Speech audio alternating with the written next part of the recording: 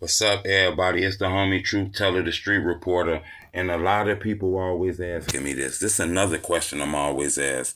Do I believe Rondo, Cdai, or D Rose is going to beat their appeal? Which one do I think is going to win? Do I think all of them is going to win it?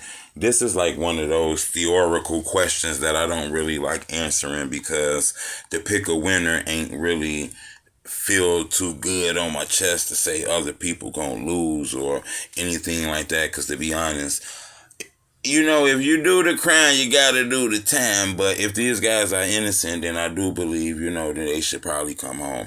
And it is a piece of me that you might not agree with that feels like, to be punished at 40, 50, and 60 years old for some shit you done did, at 19, 20, 21. It's kind of a little tough to me because, to be honest with you, I'm not the same person I was when I was that age. So, that kind of bring a little confusion to me. But I'm not gonna lie, just killing somebody don't sit well with me either. So it's like one of those catch-22s. But when I look at the case, I have to look at everything that surrounds it. And to me, with like starting off with Cdai, I think Cdai had a lot of evidence that pointed towards him. Okay, not saying that he not innocent or he could have been framed or anything. I'm just saying, looking at the documents and shit, there's a lot of shit that kind of pointed towards Cdai to the point where even Rondo lawyer was arguing, y'all should have just said he was the sole shooter.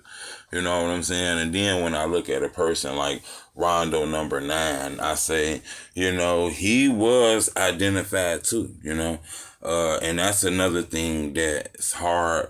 But the one thing I can say about Rondo is, the people who identified him is some of his people, some of his friends, and that's crazy to try to beat. But I believe he did have the word teen after his age. I think he was like 19 years old. So I'm not going to lie, being a teenager, getting that hefty sentence like 39, 38, or 40, something like that. I think maybe in the future, an appeals judge could look at that and say that was like the top maximum that you gave that young man. Not saying he didn't deserve it, but I'm just saying he got a lot of time. And then when it comes to D Rose, he was pointed out in the lineup. It's people strictly sent the police to him. He was pointed out by a lot of people in the lineup, even though people say it wasn't him, he innocent, somebody else did it. But unless you finna walk in a system with the person who did it, man, that shit ain't finna work. You just gonna go in the courtroom and say, it wasn't me. Somebody else did it. I mean, they're going to need more proof. You're going to need the type of hard, tough-ass proof that they needed to seal you and lock you up. You're going to need proof that's tougher than that to unlock that bitch.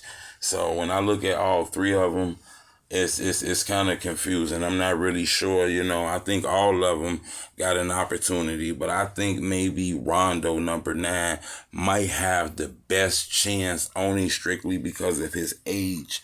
And I'm not sure if that even really play a part, maybe the system don't really give a fuck, but I think if anyone had an opportunity to probably get over that appeal, it could probably be RondoNumbaNine. Subscribe to my YouTube channel. It's the homie Truth Teller, the Street Reporter. Blah, blah, blah.